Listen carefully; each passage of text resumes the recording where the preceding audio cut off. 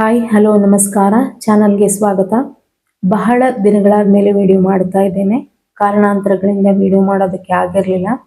ಬೇಸಿಗೆ ರಜೆ ಅಂತ ಊರಿಂದ ಗೆಸ್ಟ್ ಬಂದಿದ್ರು. ಅವರ ಜೊತೆ ಮಂತ್ರಾಲಯ ಹಾಗೂ ಇನ್ನೂ ಕೆಲವು ಕಡೆ ಓಡಾಟ, ಹೀಗಾಗಿ ವಿಡಿಯೋ ಮಾಡೋದಕ್ಕೆ ಆಗಿರಲಿಲ್ಲ.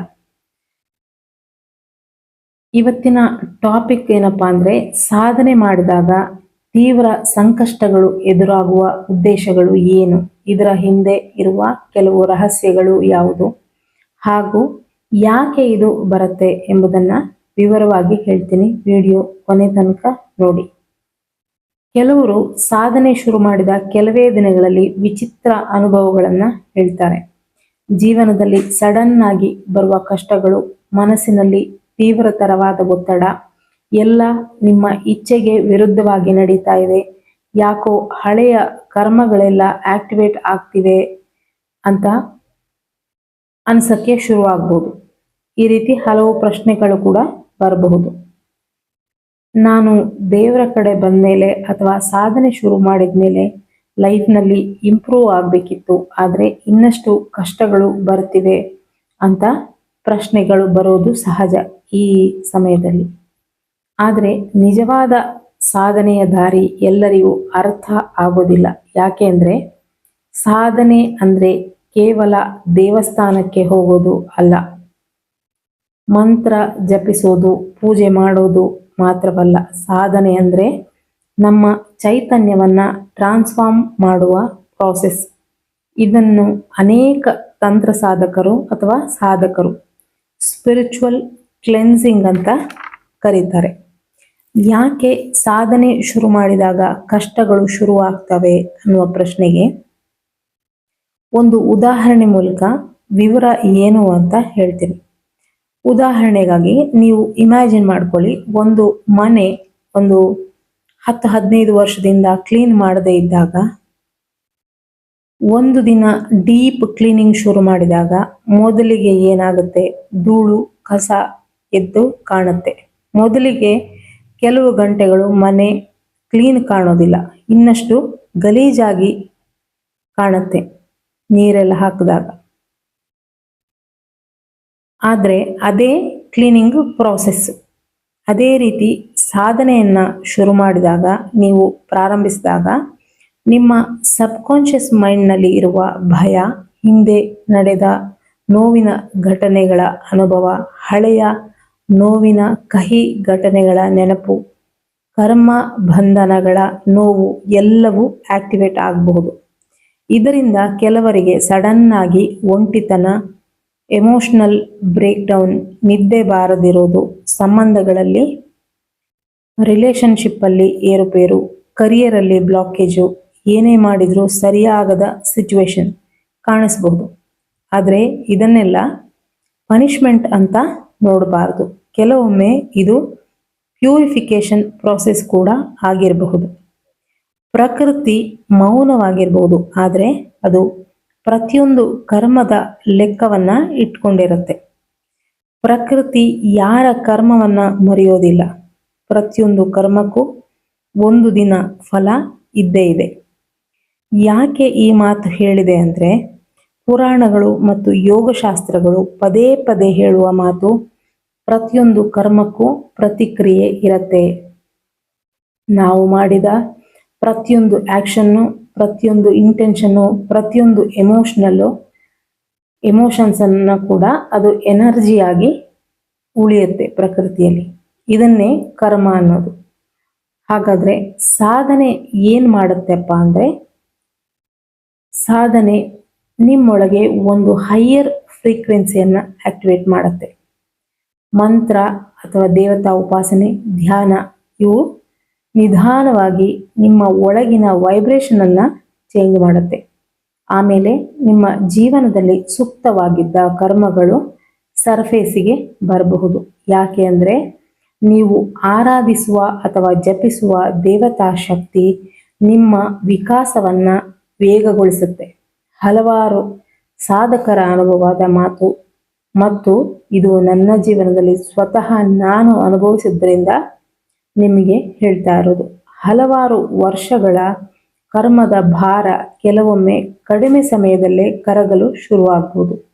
ಅನೇಕ ಜನ್ಮಗಳ ಕರ್ಮದ ಹೊರೆ ಕೂಡ ಸಾಧನೆಯ ಅಗ್ನಿಯಲ್ಲಿ ವೇಗವಾಗಿ ಕರಗೋದಿಕ್ಕೆ ಆರಂಭವಾಗ್ಬೋದು.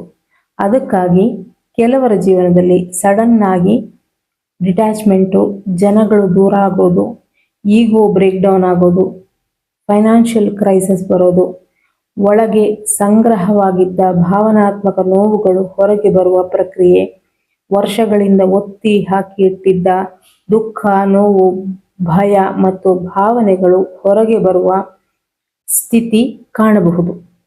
ಒಬ್ಬ ಡಾಕ್ಟರ್ ಸರ್ಜರಿ ಮಾಡುವಾಗ ಮೊದಲು ಪೇಯ್ನ್ ಆದ್ರೂ ಆ ನೋವು ಡಿಸ್ಟ್ರಕ್ಷನ್ ಅಲ್ಲ, ನಿಮ್ಮನ್ನ ಹೀಲ್ ಮಾಡುವ ಪ್ರಾಸೆಸ್. ಅದೇ ರೀತಿ ಕೆಲವು ಡಿವೈನ್ ಎನರ್ಜಿ ವ್ಯಕ್ತಿಯೊಳಗಿನ ಈಗೋವನ್ನ,